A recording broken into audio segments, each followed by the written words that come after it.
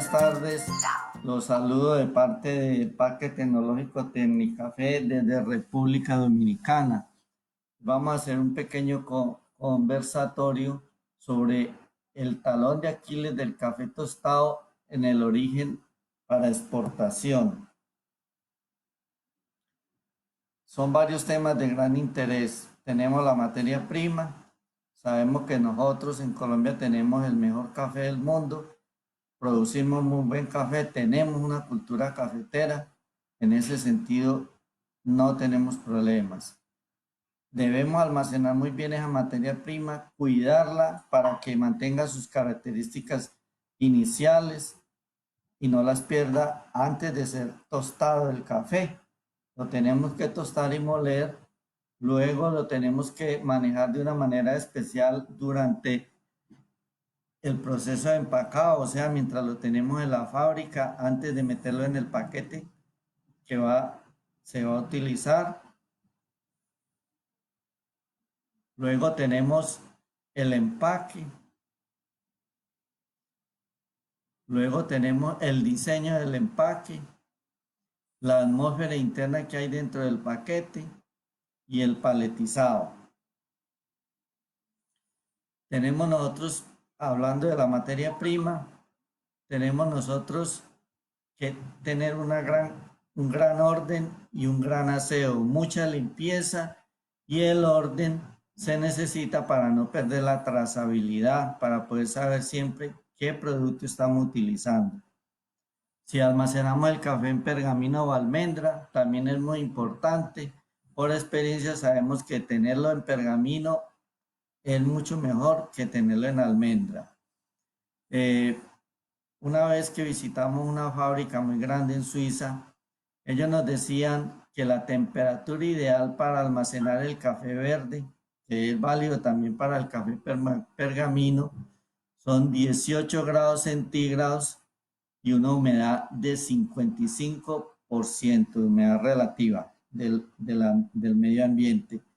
Y tenemos una actividad del agua, que también es de gran importancia. En sí, ¿qué es la actividad del agua? Como nos lo estaba explicando la semana pasada el amigo Diego Triana, básicamente, para entenderlo de una manera muy sencilla, la actividad del agua es la cantidad de agua que está disponible dentro del grano de café, ya sea para reacciones químicas o para reacciones bioquímicas. Entonces, dependiendo de la humedad que tenga el café, él va a tener una actividad de agua. Por ejemplo, el pergamino mojado es el que tiene la actividad de agua más alta. Estamos hablando de una actividad de agua entre 0.97 y 0.98. El pergamino seco y el café almendra o café pilado tenemos una actividad del agua entre 0.6 y 0.67. Y el café tostado tenemos una actividad del agua entre 0.1 y 0.4. Esa actividad de agua es de gran importancia porque dependiendo de la actividad del agua que tengamos van a crecer hongos. Los hongos nos van a crecer cuando tenemos una actividad de agua entre 0,75 y 0,80. Las levaduras nos van a crecer cuando tenemos una actividad de agua entre 0.80 y 0.90. Las bacterias nos van a crecer una actividad de agua entre 0.85 y 0.95. Y en la tostión, para que se den bien las reacciones químicas que suceden durante el proceso de tostión, necesitamos una actividad de agua que puede oscilar entre 0.5 y 0.7. Tal vez una de las personas que más ha estudiado la actividad del agua con relación al café es el señor Chris Corman, que trabaja en la compañía Royal Coffee. Ahí pueden encontrar usted una gran cantidad de información respecto a la actividad del agua. En las diapositivas ustedes siempre van a ver la referencia aquí abajo de la bibliografía donde se extrajo esa información, y al final también les voy a dejar una revisión bibliográfica para el que quiera profundizar en cualquiera de los temas. Esta gráfica es de Chris Corman y vemos una zona gris que es donde el café tiene la mejor estabilidad. Estamos hablando de actividades de agua entre 0.45 y 0.60, y humedades de entre 9 y 12%. Tenemos una zona entre 0.6 y 0.7 para las reacciones de pardeamiento. Esta parte es de gran importancia para la torrefacción. Y tenemos la parte crítica que es mayor a 0,78, que es donde le van a crecer microorganismos al café. O sea, esa actividad del agua es lo que nos va a decir a grosso modo o definitivamente si el café se va a conservar y si va a funcionar bien o no va a funcionar bien. Nosotros lo que medimos es la humedad. Las dos están relacionadas, pero el verdadero valor es la actividad del agua. Entonces, cuando nosotros vamos a tostar este café, tenemos que tener en cuenta el café que vamos a utilizar, qué tipo de café es, todas las propiedades del café, su tamaño, la máquina tostadora. Tenemos que sacarle provecho todo lo que la máquina tenga, conocer bien la máquina. El tostador es de gran importancia. El tostador tiene que considerarse como un maestro creador, como un artista que está haciendo, haga de cuenta, una sinfonía o un cuadro muy bonito. La cantidad de café también es muy importante porque por lo general los tostadores nos dicen que a la máquina nuestra tiene una capacidad, por ejemplo, digamos de 100 kilos, pero en sí, la mayoría de las veces por experiencia se sabe que cargarla con menos café se da una mejor tostión. Por lo general se recomienda cargarla con alrededor de un 70% de la capacidad nominal de la máquina. La temperatura inicial a que se comienza el proceso de tostión también es de gran importancia. Si cuando uno visita diferentes fábricas, uno ve que unos cargan el café a 200 grados, otros a 180, otros a 160, otros a 150, 220 grados centígrados. Eso es de gran importancia para lo que es el proceso de tostión. La curva de tostión también es muy importante. De esto vamos a hablar ahorita un poco, aunque este tema ya no lo participó Diego la semana pasada. El tiempo de desarrollo también es de gran importancia. De ese vamos a hablar también ahorita. El tiempo de desarrollo durante el proceso de tostión, ese es de gran importancia.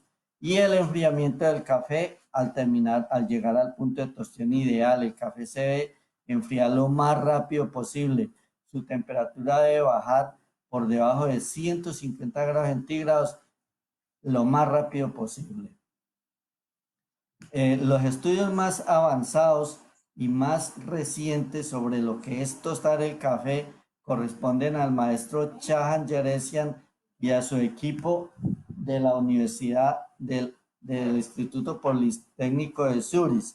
Ellos han hecho una gran cantidad de estudios muy interesantes. El maestro Yeresian estuvo el año pasado, a finales del año, la gente del su café en el Huila lo invitaron y estuvo en Colombia.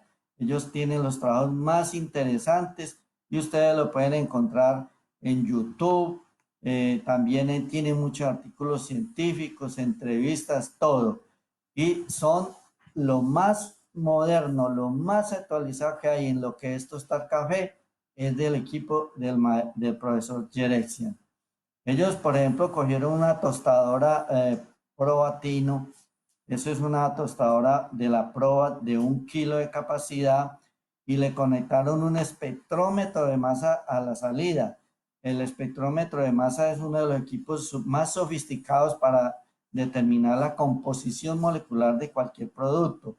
Y ellos hicieron una evaluación y encontraron cosas muy interesantes. Por ejemplo, ellos encontraron que cuando tostaban diferentes orígenes, cada origen daba la curva de sabores, de aromas a un tiempo determinado diferente.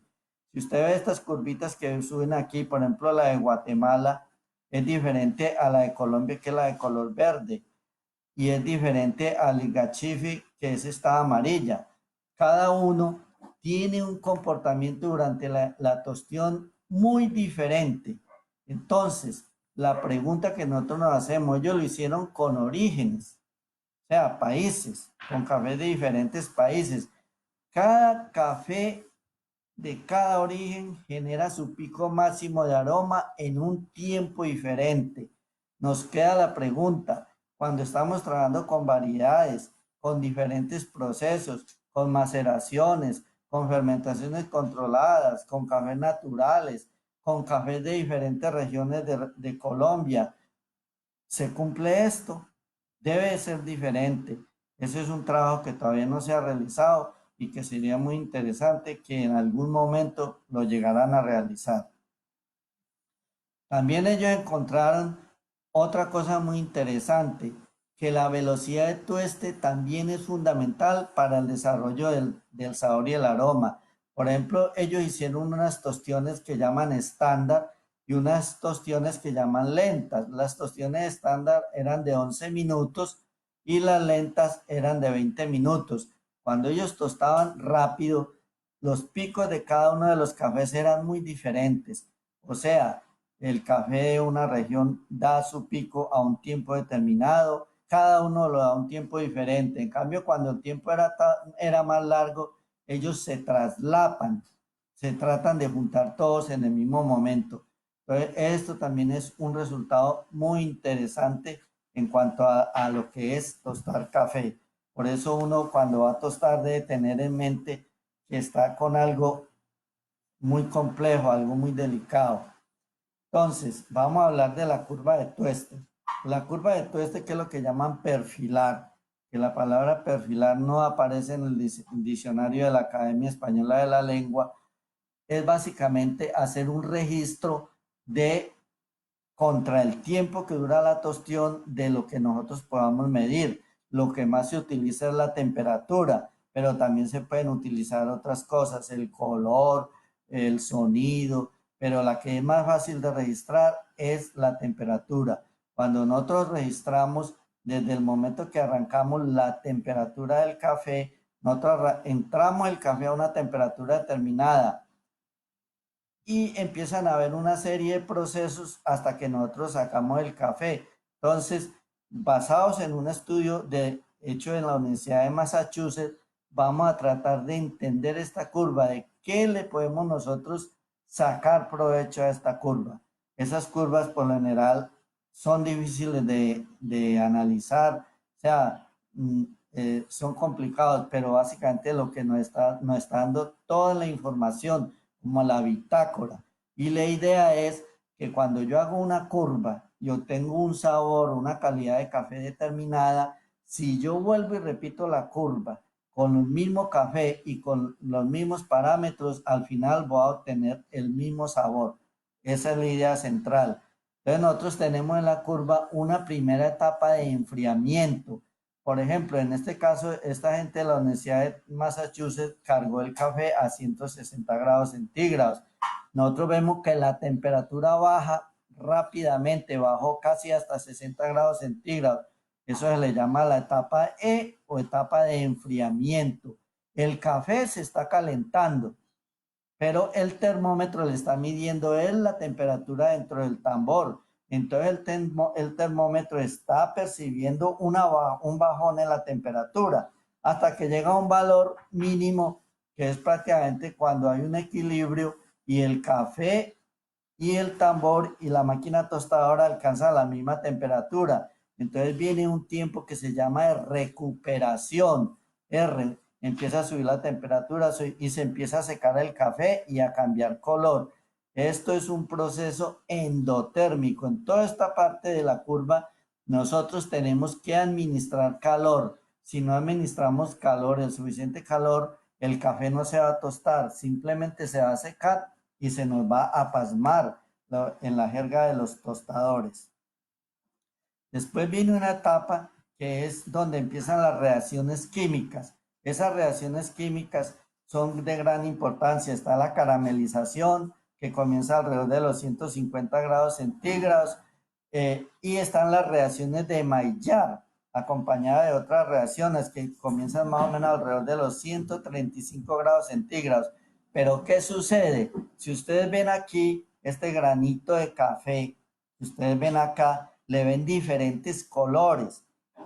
la forma del grano de café hacen que sea un producto muy difícil de tostar. ¿Por qué? Cada punto tiene una temperatura diferente. Entonces, esta zona azul es la zona más fría y esta zona roja es la zona más caliente y la zona amarilla es una zona intermedia.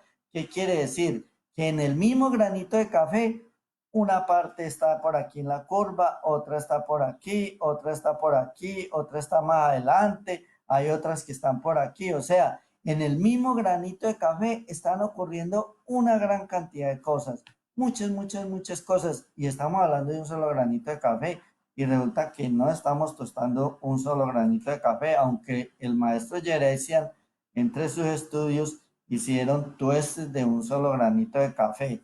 Es esta zona C, es la zona de calentamiento y es un proceso endotérmico. Nosotros todo esto tenemos que estar calentando, entonces nosotros estamos suministrando calor a la tostadora para que poco a poco el café vaya llegando a su parte de arriba.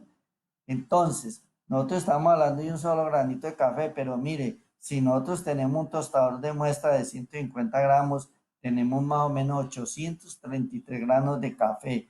Si tenemos una tostadora de 5 kilos, tenemos como 28.000 granitos. Si tenemos una de 15 kilos, 83.000. Una fábrica pequeña, 166.000 granitos de café. Imaginen todas las cosas que están pasando ahí. Eso es un verdadero concierto lo que está sucediendo ahí, de las cosas más increíbles. Y por fortuna y gracias a Dios, la única manera de lograr eso es tostando nuestro café.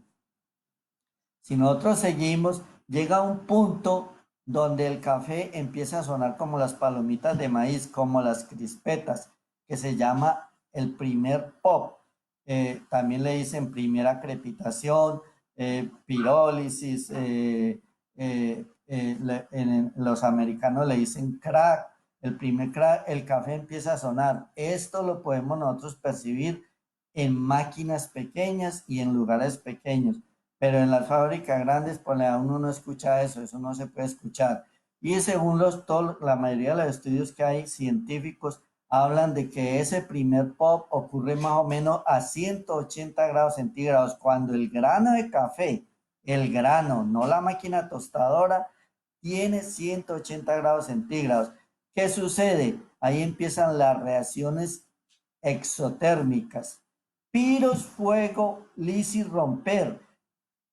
Se rompen químicamente los componentes del café verde para producir unos nuevos componentes, muchos gases, el sabor, el aroma y se libera calor. Por eso se habla de exotérmico. Esta pirólisis es de gran importancia. Aquí básicamente el café se expande en volumen, se duplica en volumen y va habiendo paulatinamente una pérdida de peso. Eso es básicamente, ese volumen es debido a que los vapores que se van formando, a pesar de que el café se secó, se está formando agua, vapor de agua. Y esa presión de los gases, del gas carbónico y de los demás gases que va produciendo el café, inflan el grano, pero como la estructura celular es muy fuerte, él no se revienta como una palomita de maíz, como una crispeta, se infla, casi que se hincha el doble.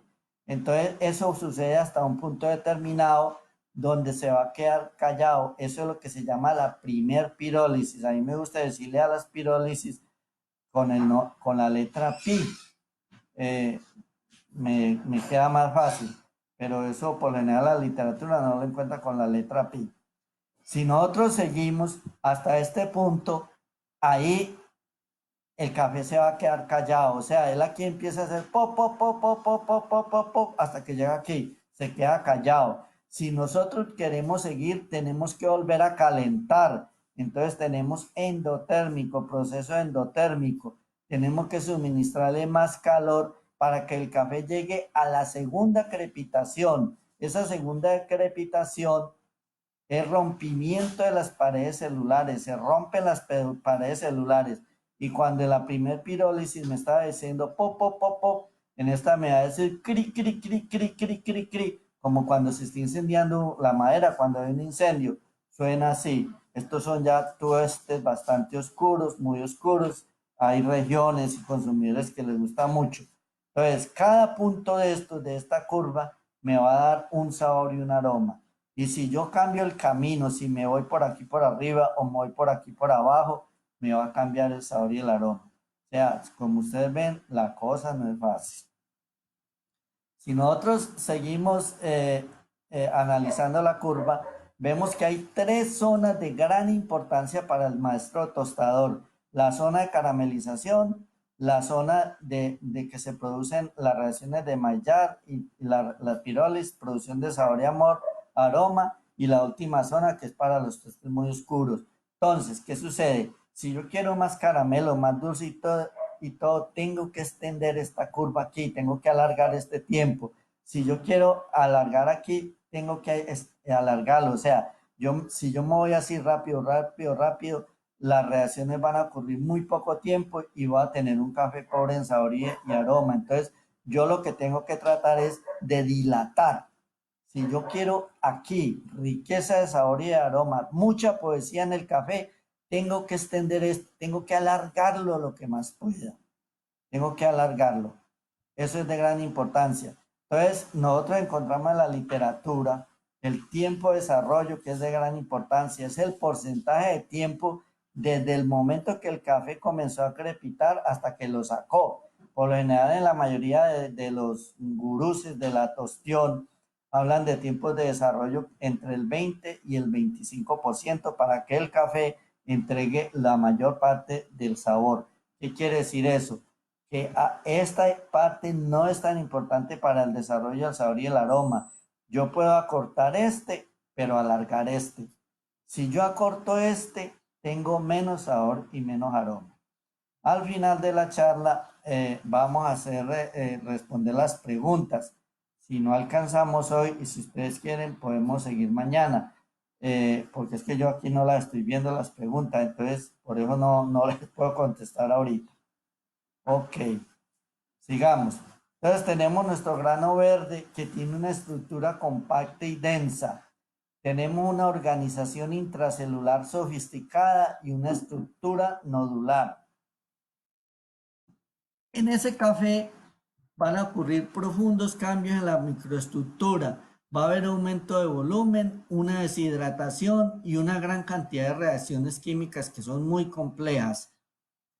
Y se va a destruir parcialmente la estructura. Si nosotros vemos una fotografía electrónica, vemos, por ejemplo, que en el grano de café se van a encontrar como unas cuevas, unos espacios vacíos. Esos eran la parte del citoplasma de la célula. Están las paredes celulares que no son afectadas. Miren las que están bien, usted las ve todas. Vemos en algunas células hay citoplasma. Eso va a depender de la cantidad del grado de tostión. Entre más tostado, más se pierde este citoplasma. Y cuando se reaccionan los azúcares y los aminoácidos, los ácidos clorogénicos, todos estos productos, ellos van a producir una gran cantidad de gases y de aroma que van a quedar atrapados, confinados dentro de la estructura, dentro de estos espacios vacíos. Si nosotros vemos cuáles son los principales gases del café tostado, tenemos el gas carbónico, que es más o menos el 2% del peso del café y que nos va a generar presiones hasta de 20 libras. Por estas presiones tan altas es que por lo general no se acostumbra a empacar café en frascos de vidrio porque puede ser peligroso, pueden explotar. Y esos gases se emiten lentamente. En grano se va a demorar varias semanas hasta meses la emisión y cuando lo molemos va a ser más rápido. Tenemos el aroma que es menos del 0,10% en peso del café. Entonces si nosotros vemos, tenemos la estructura, tenemos esos espacios vacíos llenos de gases y tenemos una cantidad de microcanales. Cuando el café hacía pop, pop, pop, se hicieron una cantidad de grietas muy microscópicas, muy pequeñas, que están llenas de gas carbónico y de aromas.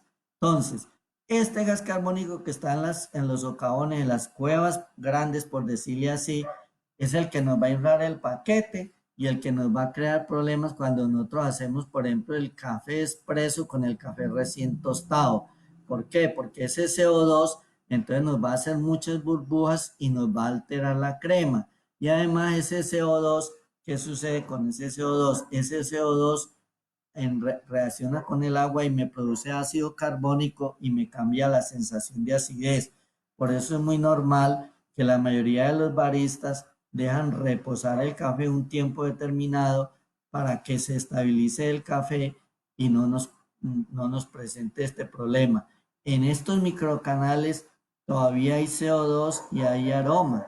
Ese CO2 y ese aroma van a ser muy importantes para la producción de la crema que se hace en el café expreso. Esa emulsión que se hace entre los aceites del café, las melanoidinas y el CO2 es de gran importancia. Eh, está en los microcanales. También tenemos migración de aceite. Usted ve aquí, los tostadores dicen que el café sudó. No es que el café haya sudado, son los aceites de café que como la tostión es rápida, es fuerte, ellos salen a la superficie o con los días van saliendo, van migrando, porque siempre todas las reacciones, los procesos químicos van desde la menor concentración, desde la mayor concentración, perdón, a la menor. Entonces ellos van saliendo despacio. Si ustedes ven aquí, la fotografía inmediatamente después del café tostado y al día, miren ya todas las goticas de aceite que van apareciendo, él está viajando, está caminando, va saliendo hacia la superficie y en este aceite están disueltos los componentes aromáticos. Por eso esos aceites de café son lo que le dan lo que llaman el sabor residual o el posgusto, el retrogusto de la vida de café que le evoluciona a usted y le da esa sensación agradable que usted le dan ganas de tomarse otra taza de café. Entonces, ese aroma del café tostado son más de 900 compuestos químicos naturales diferentes que se producen al tostar. La última cuenta iban como en 1000 y son más o menos entre 700 y 900 partes por millón de aromas volátiles. 700 partes por millón quiere decir que hay 700 gramos de aroma en 1 millón de gramos de café. O sea que eso es muy poquito, pero el olor es muy potente. Esos más o menos 1000 compuestos volátiles, de ellos hay entre 25 y 40 potentes odorantes o odorantes claves del café. Esos son los más estudiados. Han hecho muchos estudios, principalmente, por ejemplo, el Project Asian lo ha trabajado mucho en varias universidades europeas y Nestlé los trabaja mucho también, porque esos 25-40 son los más importantes para el olor del café. O sea, de los 1000 que hay unos 20, unos dicen que 25, otros que 30, otros que 40, otros que 43, entre 25 y 40 que son claves. También se les encuentra en la literatura como potentes odorantes. Esa recombinación de ellos en concentraciones apropiadas le van a dar un sabor y un aroma determinado. Eso va a ser el aroma café. Entonces, ¿qué sucede? Ahí tenemos, por ejemplo, una diapositiva en que se ven de 43 de un artículo que, que se consigue ahí, está abajo la referencia bibliográfica, que son de gran importancia.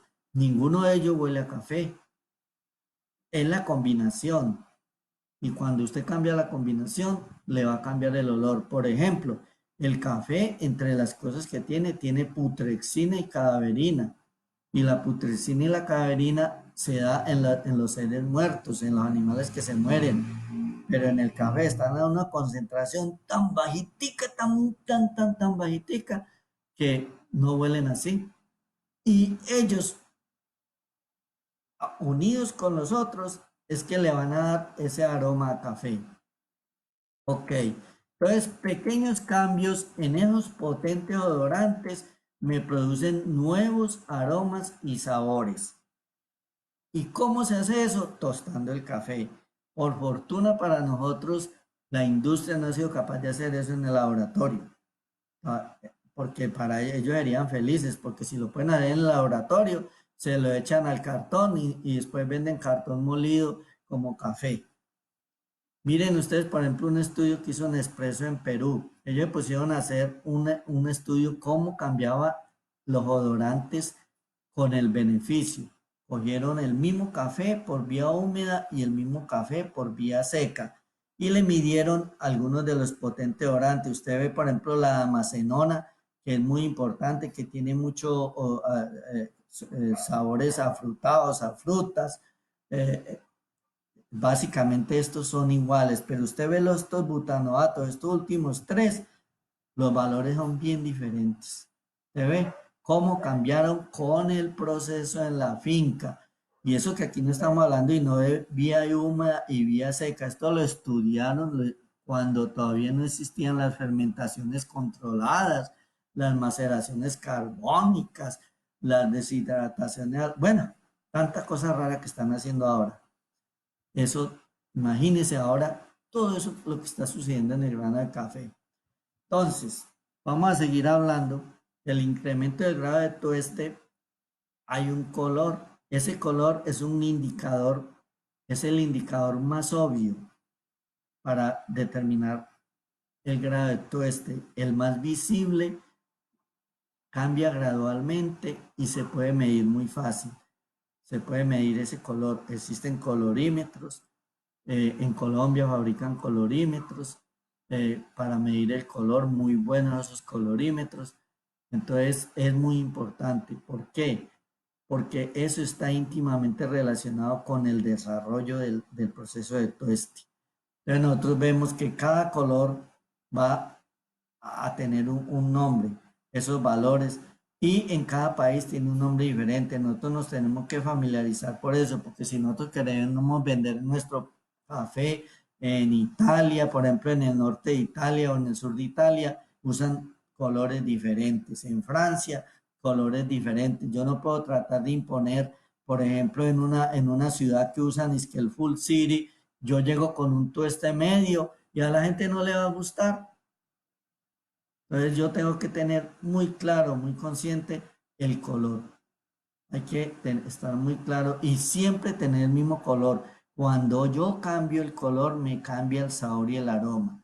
Entonces mire, si yo cambio la curva, si yo me voy por aquí, me voy por aquí o me voy por aquí, tengo un sabor y un aroma diferente llegando al mismo color. Y si cambio el color, tengo un sabor y un aroma diferente. Entonces, por eso es importante hacer la curva de tostión, porque esa curva nos va a garantizar que siempre vamos a hacer las mismas cosas. A mí me ha tocado ver, por ejemplo, la experiencia, yo muchos años trabajando con café y de ver casos, por ejemplo, que en una fábrica dicen, uy, ese café le quedó buenísimo, qué machera, sígalo haciendo así. Primera y última vez que se hizo así. ¿Por qué? Porque no hubo registros, no se apuntó, no se escribió. Esto de las curvas de tostión es más bien nuevo. Por allá en los años 80, eso no, todavía no se usaban las curvas de tostión. Eso es más reciente. Eso es una gran herramienta. Entonces tenemos el café tostado, sabor y aroma, un color que es de gran importancia y una textura porosa y quebradiza. Ya viene lo que es la molienda. ¿Para qué molemos el café? Para colarlo, para hacer la bebida de café. Y cuando hacemos nosotros la bebida de café, básicamente el pilar de la preparación de la bebida de café lo encontró el Instituto Tecnológico de Massachusetts en los años finales de los 50, entre los finales de los 50 y comienzo de los 60.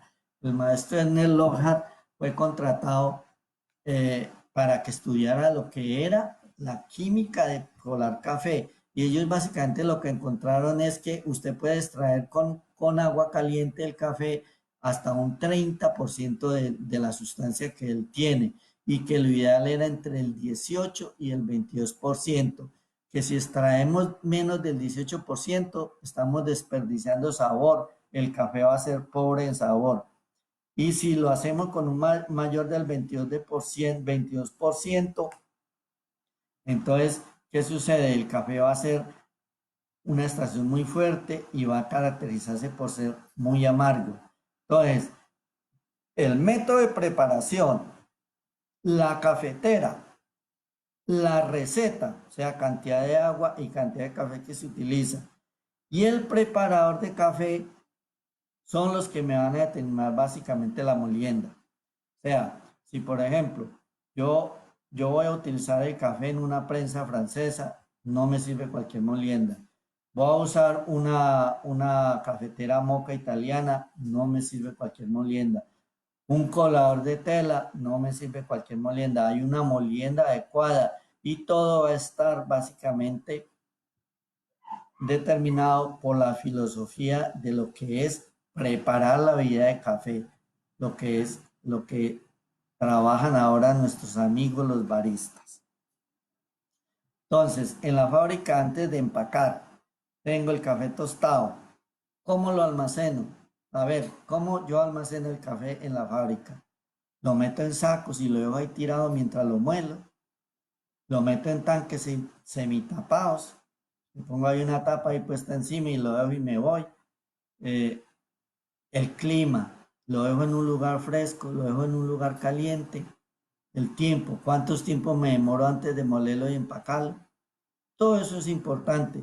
Ahí, muchas veces, ahí destruimos nosotros nuestra calidad. A pesar de que nosotros compramos un empaque bien caro, que con válvula, lo traemos de por allá de Pacific Back o yo no sé de dónde, pero empacamos el café ya cuando estaba viejo. ¿Por qué? Porque no lo manejamos adecuadamente en fábrica. En la fábrica tenemos que tener mucho cuidado con el café. Tenemos que tenerle su ficha, fecha de tueste, fecha de tal, todos los acontecimientos, tenerlos registrados para poder saber y poder y empacarlo lo más rápido posible. Entre más rápido lo empaquemos, mucho mejor. Entonces, ¿cuál es el talón de Aquiles? El talón de Aquiles es que nada nos ganamos con realizar un gran esfuerzo para beneficiar y tostar nuestro café si al final dentro del paquete hay oxígeno y humedad. Dentro del paquete necesitamos contenidos de oxígeno por los lados del 1% y humedades por debajo del 3% para que el café se conserve bien y logre llegar al consumidor final. Recuerden que estamos hablando de un café que va a viajar, que se va a montar en un barco o se va a montar en un avión y va a ir muy lejos y que va a competir con cafés fresquitos que no montaron en barco, que fueron ahí de la esquina, llegaron allá. Entonces tenemos que tener muy en cuenta eso. Ahí es donde fallamos todos. Dice, por ejemplo, el maestro Chaja Yeresian, si uno se pone a leer todos los artículos de él dice que durante la primera semana después de tostar, el café es como un organismo vivo. Se desgasifica tanto que evoluciona constantemente. También él dice que durante esta primera semana, en términos de dióxido de carbono, el café está evolucionando, pero no está perdiendo frescura. Esa es la primera semana en que nosotros estamos empacando el café. Ahí tenemos una pequeña ventaja, pero tampoco es para que nos descuidemos.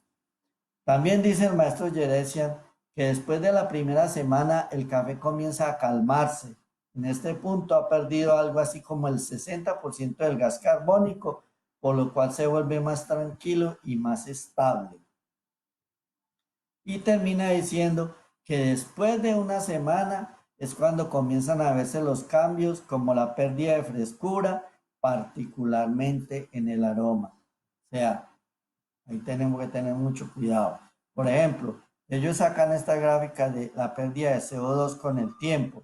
Tenemos la misma escala hasta un 12 miligramos por gramo de café y tenemos un tueste claro y un tueste oscuro. Vemos que el tueste claro produce mucho menos CO2 y tenemos diferentes curvas de tostión. Curva lenta, la azul, curva rápida, la verde y una curva a media oscura aquí, en la mitad. Entonces vemos que cada una da diferente cantidad de CO2. De la misma manera, el aroma es diferente.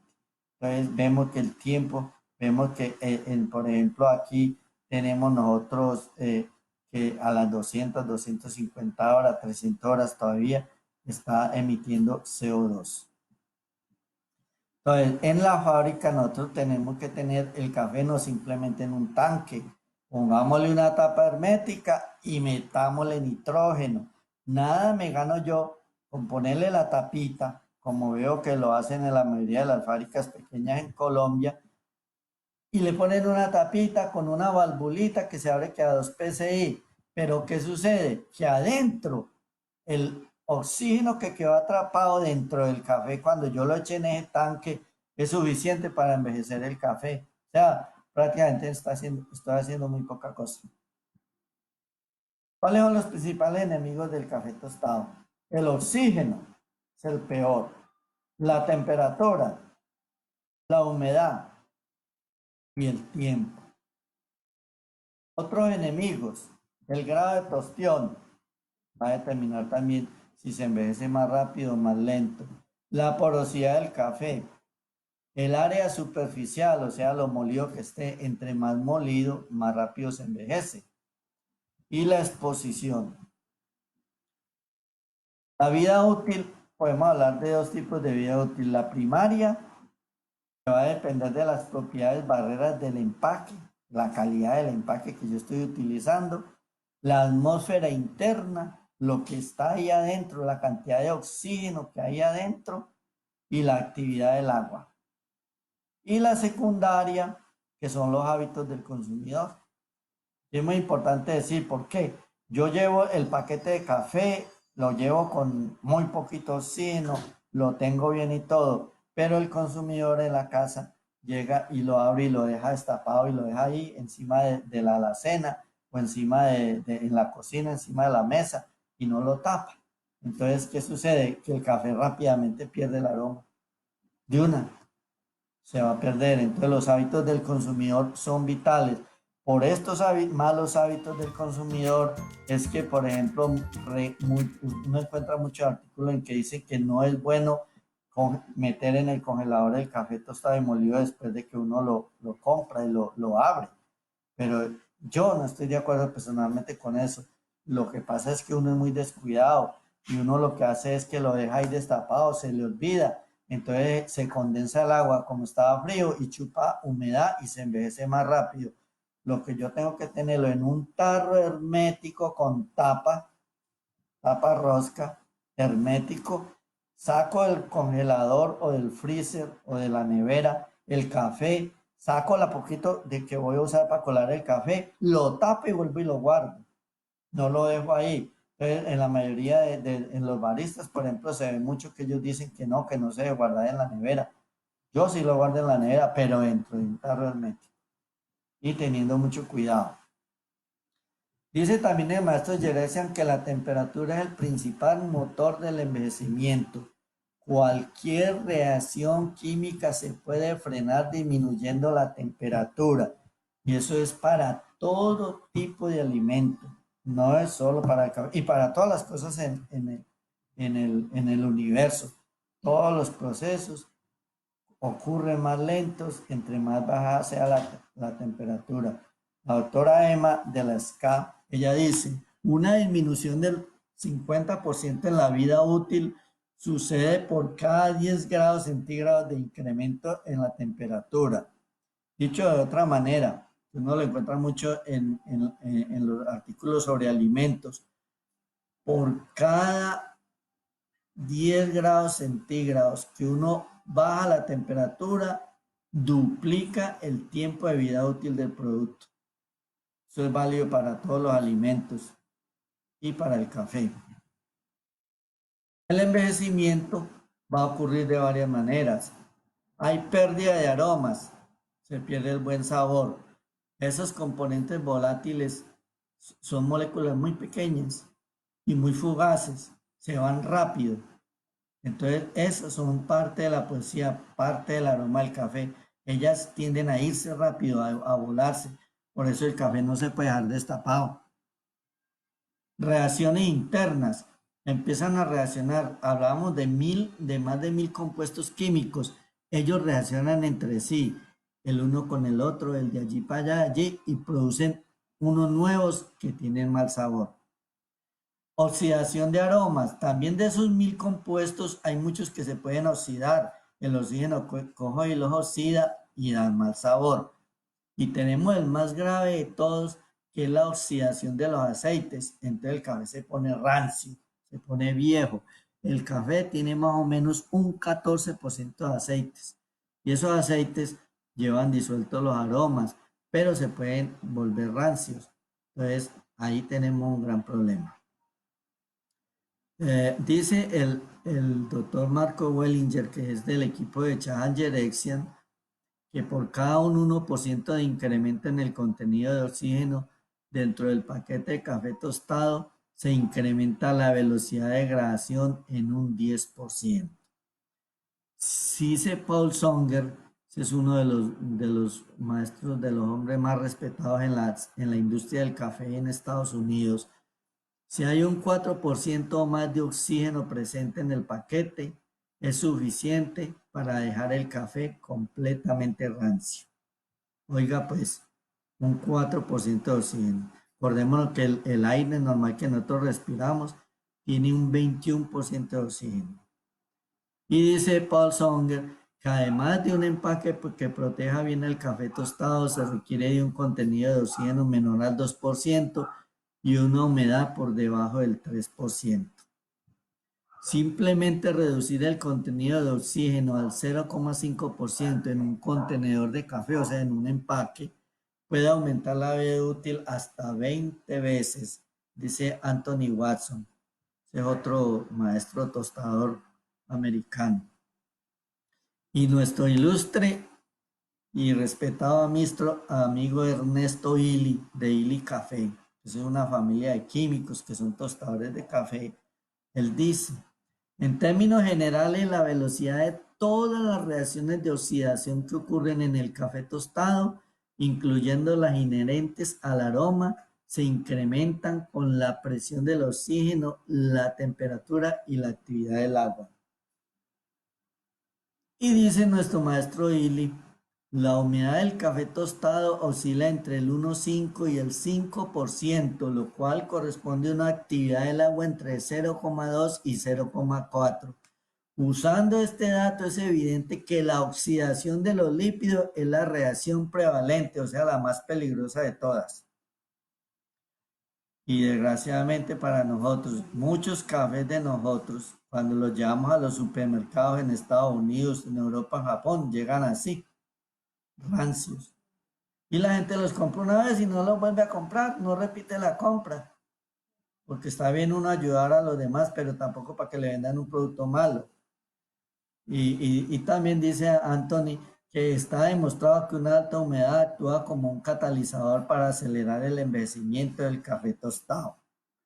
Entonces, la humedad del café tostado, en resumen, lo ideal es menor al 3%, óptima menor al 5% y crítica mayor al 5%. O sea, nosotros tenemos que tratar de que tenga menos del 3% de humedad para que nuestro café llegue sano y salvo al consumidor final allá en Alemania, en Japón, en Corea, donde sea. Dice nuestro maestro Illy que cuanto menor sea el nivel de oxígeno residual en el paquete, mayor será la vida útil del producto. Pero cuanto menor sea la cantidad de oxígeno residual, más efectivo es el paquete como barrera para mantener el oxígeno al mismo nivel durante toda la vida útil del producto. O sea, ¿qué nos está diciendo? Nos está diciendo que nosotros hacemos un esfuerzo muy grande para empacar bien el café, pero entonces necesitamos buenos empaques, tenemos que estar totalmente convencidos de que el empaque que estamos usando sí es bueno y está bien sellado, que no tenga fugas, no tenga escapes. Eso es fundamental. Entonces nosotros podemos hablar del superhéroe caído en desgracia. A mí me da mucho pesar con este superhéroe. ¿Por qué? Porque este superhéroe, gracias a él, nosotros al día de hoy pudimos llegar a probar cosas que jamás la hubiéramos probado. Para probar esas cosas tal vez hubiéramos tenido que ir a Europa, ido a la China, ido a Rusia. Ese es el empaque. El empaque, gracias al empaque, nosotros tenemos productos frescos en la cocina, podemos comer cosas deliciosas, cosas inocuas, cosas alimenticias. Pero ¿qué sucede? Que en el momento que lo abrimos, él se vuelve el villano, el malo del paseo, el asesino del medio ambiente. Entonces, tiene una vida doble, ¿sí? Tiene como, es como el lobo estepario de Hermann Hesse. Tiene una parte buena y una parte mala. Entonces, el empaque aquí tiene que ser alta barrera, debe ser alta barrera y debe ser ecológico. Hasta hoy por hoy, hace poco le preguntaba yo a un señor que nos visita a nosotros en la fábrica, que recorre todo el mundo, es representante de una compañía muy grande de materias primas de empaque. Entonces yo le hice esa pregunta, le dije, Orlando, dígame una cosa, usted sinceramente, la industria ya ha encontrado un empaque que sea alta barrera y sea ecológico, y se quedó callado. ¿Por qué? Porque prácticamente es difícil. Empaques alta barrera, que sean ecológicos a la vez, de pronto la lata o el frasco de vidrio, pero los empaques plásticos y todo, ustedes saben ya ahorita como la bronca que le tienen a los plásticos que porque están acabando con el mar. Cuando fuimos nosotros que acabamos, porque nosotros fuimos los que lo tiramos al mar. El empaque debe ser económico y debe ser educativo. La parte educativa la podemos trabajar muy fácil nosotros con el código QR. Nosotros le debemos poner a nuestros empaques un código QR de tal manera que el consumidor le pone su celular, ya todo el mundo tiene celular, y se lo pone ahí y ve y va a una página en internet o va a la finca o va a la fábrica de café tostado. Bueno, todo lo que usted quiera con el código QR. Eso nos ayuda mucho a educar y a enseñar, a mostrarle al consumidor en la cuarta ola, creo que vamos en la cuarta ola o en la quinta ola. La verdad es que yo soy como de la media ola, no alcanzo a ser ni siquiera de la primera. Entonces, el consumidor quiere saber. Él no quiere solo tomarse un café y que sea bueno o no, quiere saber en la finca quién fue el que lo cultivó, qué árboles habían en la finca, cómo es esa región, cómo es la gente que vivía ahí, cómo lo tostaron, todo eso lo podemos trabajar con el código QR. Los sistemas de empacado de café tostado básicamente son atmósfera normal, ya que dentro del paquete está la misma cantidad de aire que hay afuera. Ese es el más normal. Paquetes normales. El interior igual al exterior. El café mantiene bien fresco más o menos hasta un mes. Atmósferas controladas. Hablamos de contenidos de oxígeno alrededor del 5%. Eso se logra con nitrógeno y dióxido de carbono, tiempos hasta de un año. Cuando tenemos concentraciones del 5%, si nosotros bajamos esto por el 1, podemos dilatar, aumentar este tiempo a más de un año. Y el vacío, que son contenidos de oxígeno menores al 1%, como la lata, el brick o el empaque brick tipo ladrillo, 2 años y más. Básicamente esos son los tres métodos de empaque. Hay otro método que son los secuestrantes de oxígeno, scavenger, le dicen en inglés, pero mucha gente no le, que son como, ustedes han visto que, por ejemplo, cuando uno compra un computador o un electrónico, vienen unas funditas, unas bolsitas con unas piedritas adentro, meterle al café o ponerle unas piedritas que se chupan el oxígeno. Pero a los consumidores no les gusta encontrar esas funditas dentro del paquete de café. Las técnicas de empacado a la presurización, que es el mejor, o sea, un empaque con presión, pero ¿qué sucede? Ese tiene un gran problema. Cuando yo voy al supermercado y encuentro un paquete inflado, ese está más fresco. Pero a nosotros nos han enseñado que todo lo inflado está descompuesto. Entonces yo voy a pensar que se dañó como un yogur o como un queso, como una leche, y lo dejo. y resulta que ese está mejor. El gas inerte, inyección de gas inerte, ese es súper vital. Y el vacío, esos son básicamente los tres que existen. Entonces tenemos esta tabla de Ealing, tenemos el método de empacado, la cantidad de oxígeno que hay dentro del paquete y los meses de vida útil, la presión interna y el material. Vemos que un empaque hermético, a pesar de que sea un hermético, pero que adentro la cantidad de oxígeno que hay es el mismo que afuera, o sea, simplemente yo eché el café ahí, lo sellé, adentro y afuera es igual. Así sea un empaque pues súper bueno, la vida útil va a ser bajita porque la cantidad de oxígeno que hay dentro del paquete es suficiente para oxidar el café. Esto es volumen, temperatura, esto es de la ley de los gases, a presión constante, temperatura constante. Con válvula, oxígeno residual entre 10 y 12%, él habla de meses de vida útil de 3 y que la válvula se abre cuando hay una presión de 1,01. El vacío, el oxígeno residual de 4 a 6%, él habla de 4 a 6 meses.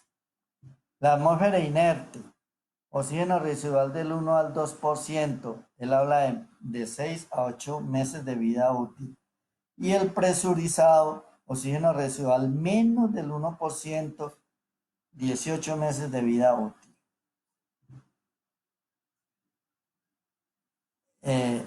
Entonces, tenemos la válvula. Nosotros somos muy adictos a las válvulas, compramos empaques con válvulas, pero yo le hago las siguientes preguntas, a ver el que me la conteste bien, se gana un pasaje con todos los gastos pagos aquí a una playa en República Dominicana. ¿Me entiendes? Es un chiste. La válvula funciona, nosotros la ensayamos, yo compro los paquetes y me llegan y yo veo si esa válvula de verdad funciona, es buena. Existen válvulas que son como botoncitos y otros que parecen una curita. Yo las ensayo, eso es muy fácil de ensayar. Ustedes las ensayan. ¿Cómo las ensayarían? A ver si la válvula funciona. La pruebo, a ver si funciona. Hago un muestreo. Yo compré, por ejemplo, 10 cajas y cada caja tiene mil empaques con válvula. Hice un muestreo estadístico para saber si las válvulas son buenas, si los empaques de verdad me van a cumplir la función de alta barrera. Les dejo esa pregunta. Jahan Jeresian dice que el resultado más contundente es que la presencia del foil de aluminio como material de barrera en el empaque preserva fuertemente la frescura del café. O sea, usar el papel de aluminio del empaque es lo que le conserva, le va a dar la calidad, le va a mantener la frescura del café. Existe básicamente el metalizado y el foil de aluminio. ¿Cómo los distingue uno? Simplemente uno coge una funda vacía, la pone así al aire y mira por dentro.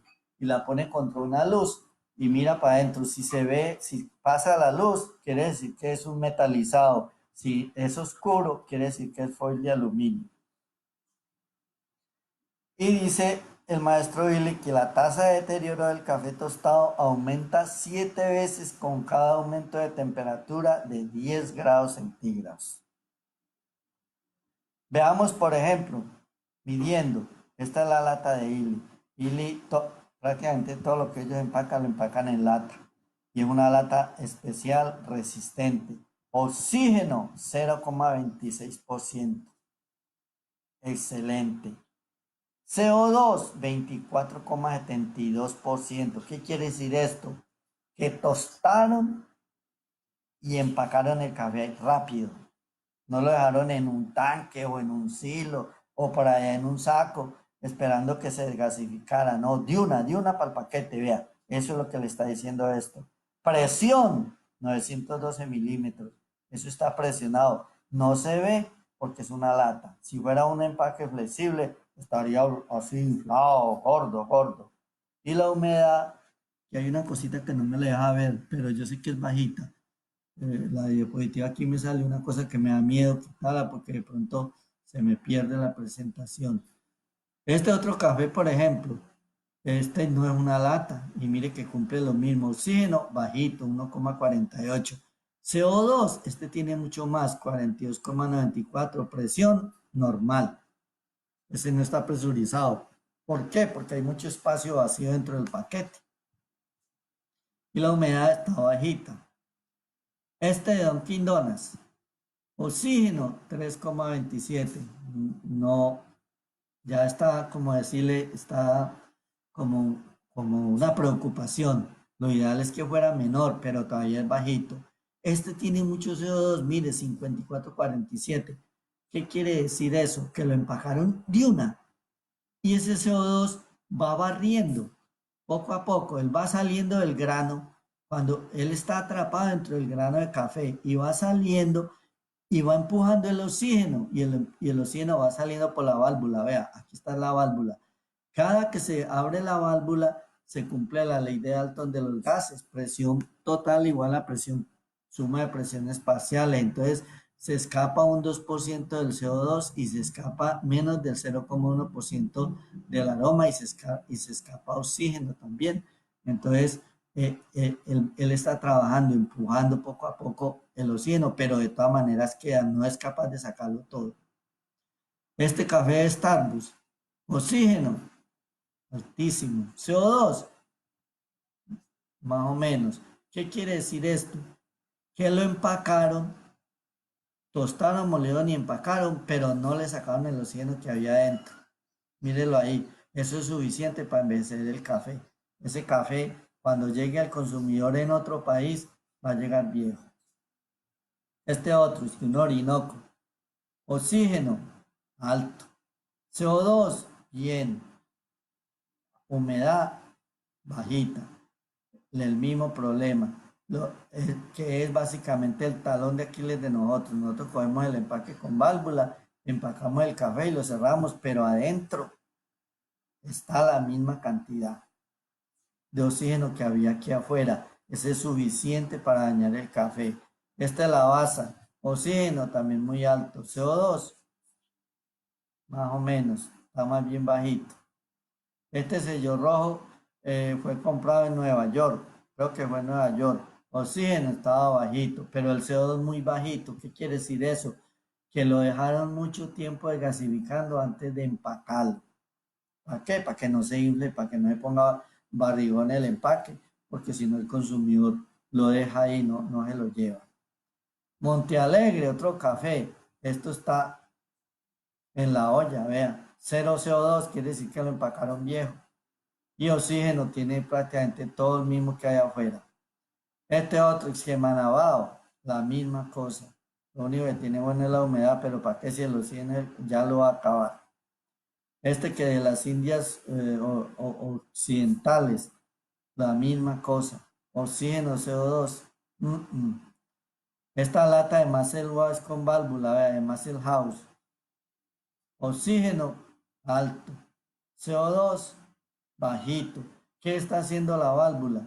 Mercadeo, solo psicológico, para que el consumidor diga, uy, este café sí es bueno, pero mentiras, que la válvula no está haciendo nada. Es de las de tipo curita, de pronto ya estaba, nunca ha funcionado, ni idea qué sería lo que pasó. Y la humedad muy alta. Los empaques de las marcas normales de Estados Unidos, por lo general las humedades están por los lados del 5%. Tiene una explicación. Ellos le echan hasta el 5, enfriando con agua para ganar peso, para bajar los costos de producción.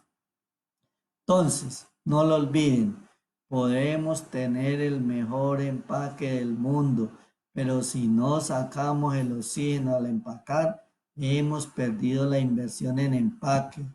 El oxígeno atrapado envejece el café. Por último, para hablarles de la caja y el pallet y de algunas experiencias que yo he tenido en la vida. Por ejemplo, me acuerdo una con el empaque, el diseño del empaque. Eso fue, ustedes recuerdan que hace muchos años, por ahí en los 80, el Senado de la República de Colombia permitió la exportación de café tostado y aparecieron varias fábricas para exportar café tostado. En una de esas fábricas, eso fue hace como 35 años o más o menos, ustedes no habían nacido, y se hizo un café muy bonito, un empaque negro, como con rayas grises, parecía un vestido cachaco, esos que usan los doctores en las oficinas de Bogotá, lo más de hermoso, y se mandó ese café para Rusia. Y se llegó a Rusia y eso no, eso fue un fracaso. Allá eso no se vendió. Nosotros todos preocupados, todos pensativos, digo, pero ¿qué será lo que pasó? Nos fuimos para la embajada de Rusia. Les dijimos que el problema que teníamos y todo, no, pues venga, probamos el café. Colamos el café sin mostrarles el empaque y se lo tomaron. Y, uy, pero ese café es muy bueno, qué café tan rico y todo. Y le dijimos, pero allá no le gustó a la gente. Entonces preguntaron los de la embajada de Rusia, ¿y por qué será? Muéstrame el empaque. Apenas sacamos el empaque, una belleza de empaque, un brick, se llamaba Café Celso Bogotá, un diseño muy bonito, eso parecía un vestido, eso parecía para ir a una reunión, mejor dicho, para no casarse. Y les dio risa. Yo, no, eso no lo compra nadie en Rusia. ¿Y por qué? Porque allá nos gustan los colores eléctricos. En ese frío, ¿quién se va a comprar esa cosa tan fría, tan oscura? Allá queremos mamey, rojo, amarillo, colores vivos. Entonces, el diseño del empaque es muy importante cuando usted lo va a llevar a un cierto mercado. Yo no puedo tratar de romper las costumbres. Por ejemplo, si usted va a llevar a Francia un empaque y va a llevar un empaque rojo como el que usted ve aquí, los empaques más ordinarios, los cafés más ordinarios en París, todos son rojos, porque son hechos es que con robusta, de los robustas malos, porque hay robustas buenos. Entonces, el diseño del empaque es muy importante que lo tengan en cuenta, tengan eso, sean conscientes de eso. La caja, eso es muy importante, la capacidad de la caja, la resistencia. No le va a pasar lo que nos pasó también en una fábrica, que nos ponemos a exportar un café y para allí, para allá y hacemos todo y uno confía en el fabricante de la caja. Y hicimos el pallet y resulta que él nunca nos dijo cuántas cajas le tengo que poner encima. Entonces, ¿qué resulta? Que cuando yo hago el pallet, yo tengo que hacer la prueba en la fábrica primero. Monto varias cajas a ver cuántas resiste para que no llegue aplastado el café allá al país donde él va a llegar. Ese café llegó todo destruido porque la caja, la última caja, entonces que pesaba mucho y destruía, acababa con las cajas de abajo, se apachurraban y se caían todos los palos. Entonces, todos esos diseños, todas esas cosas hay que tenerlas en cuenta. Eso es parte de las cosas. Entonces, bibliografía para eso hay mucha. Está, por ejemplo, el libro de Rothfuss, que es muy bueno, se consigue, todo esto se consigue. Yo les voy a dejar ahora al final una bibliografía, un link para que encuentren bibliografía. Muchos libros de estos ya están en internet, hay gente que los tiene y los puede compartir, otros se consiguen fácil, pero son muchos los libros que existen. Eso sí, toditos en inglés. Este, por ejemplo, se consigue fácil en internet. Este también se consigue en internet. Este es el último que escribieron en ciencia y tecnología del café. Es muy bueno. Está todo desde el principio hasta el fin. Este es el pilar de la tecnología del café. El primer libro que se escribió sobre tecnología del café del ingeniero Michael Siebert, que en paz descanse. Se consigue, lo vende la SCA. El de Illy también se consigue, es muy bueno. Este es del gurú, de uno de los grandes gurús. Estos son los dos gurús maestros tostadores americanos, gringos. Ellos son los que lideran la manera de tostar en Estados Unidos, las curvas de tuestes y todas esas cosas. Ahí estos libros también son muy interesantes de leer. Este, el maestro Escorrado, es un poco difícil porque él tiene un inglés como enredado, pero se puede leer. Este que es un tostión de expreso al estilo italiano. El libro del tostado se consigue en español, muy bueno. Es una recopilación de artículos. Este handbook de frescura del café que lo vende la SCA. Está todas las cuestiones con relación a la frescura, el manejo del café tostado y todo.